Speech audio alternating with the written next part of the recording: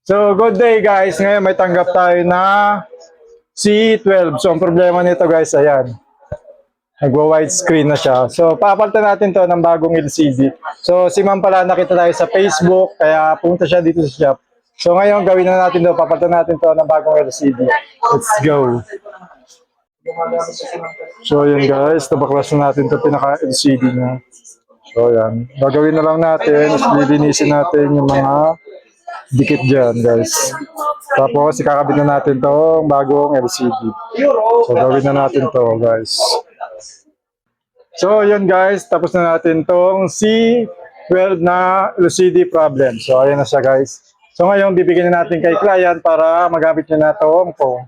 Ma'am, ito na po yung cellphone niya.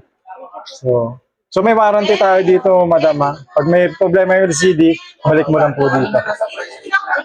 Yun guys, sa mga gusto magpa-repair, visit lang po kayo dito sa bodega sale ni Aling Nena.